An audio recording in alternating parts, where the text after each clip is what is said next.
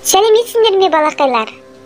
Балалық шақтың балдырғаны атты танымдық сағаттың бүгінгі бағдарламасын салт дәстүрлерге арнаймыз. Әр елдің ұлттық өзіне тән салт дәстүрі болады. Сол салт дәстүрмен әр ел өзінше ерекшеленеді. Үйлену, балалы болғанда, үй салса да, қайтыс болған адамды ақтық сапарға шығаруда да әр ұлттың өзіндік салты бар. Салт дәстүр сол елдің жеріне, ұстанған дініне байланысты қалыптасып, дамып жатады. Біздің елдің салт дәстүрі де солай. Қыз ұзату, құда түсуде өзіміздің жөн жоралғымыз бар. Қазақ көбіне ырымға сенген. Әр нәрседе ырымдап, өзінше бір әдіс, өзгеше бір дәстүр болады. Салт дәстүр ұлттық айнасы деп айтуға болады. Салт дәстүрді атадан балаға мұра болып өтеді. Заманына қарай өзгерістер болғанымен, түпкі мақсаты мен негізі сақталады.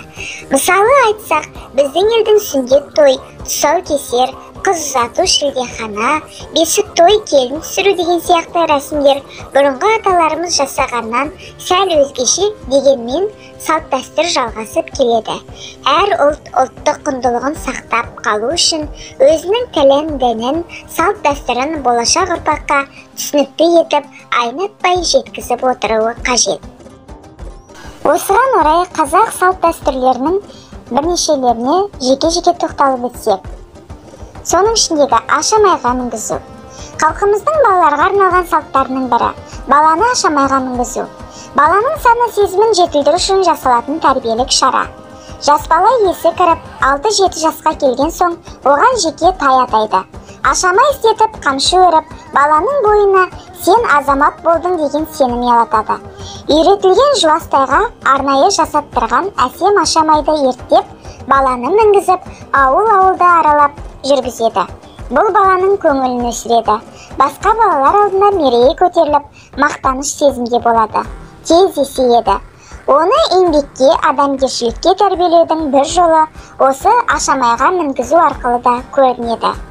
Осы қуанышты сәтте баланың атасы: «Ал ақ-тілек, атқа тоқым сал білек, атқа да жақсы шаба біл, жасыңнан малды баға біл, өнеге өнер таба біл, аймағыңа жаға біл, атқа міндің, ақ жол болсын» деп бата береді. Ақ-тілекті аналар шашу шашады, басқа балалар тайға мініп жарысады. Қырқынан шығару. Қазақ халқының тұрмыс тіршілігінде, салт дәстүрінде 7, 9, 30, 41 сандары қасиетті деп есептеледі. Мысалы, 7 жарғы, 7 қазына, 1 9, 3 9, 40-тың бірі қыдыр деген қағидалар осы сандық ұғымнан пайда болған. Соның бірі баланы қырқынан шығару дәстүрі. Әдетте баланың туғанына 40 күн толған соң, оны ыдысқа 41 қасық су құйып шомылдырады. Бұл ресми дәстүр. Оған үлкен әжелер, әйелдер қатысады. Кәде беріледі, дастархан жайылады. Сәбидің қарын шашын алынып, ол шашты сәбидің соған дейінгі өзі киген көйлегіне, жейдесіне орап сақтап қояды. Баланы қырқынан шығарудың тағы бір ерекше маңызы бар. 40 күннен кейін сәби ширап, көз тоқтатады. Әр құбылыс, дыбысты сезе бастайды. Қырқынан шығару салты міне осыған байланысты. Ит көйлек. Жаңа туған нәрестенің алғашқы көйлегін ит көйлек деп атайды. Өйткені ол кәдімгідей көйлек сияқты тігілмейді, жермелеп іліп қана тігеді. Бала қырқынан шығарылғанша кейінгі әлгі көйлекке тәтті түйіп, оны иттің мойнына байлап жібереді. Итті балалар ұстап алып, тәттіні алып жейді. Ал ит көйлекті баласы жоқ келіншектер ырым қылып алады. Ит көйлек деген атының шығуы оның иттің мойнына байлағандығында емес, халық итті 7 қазынаның бірі деп бағалауында жатыр.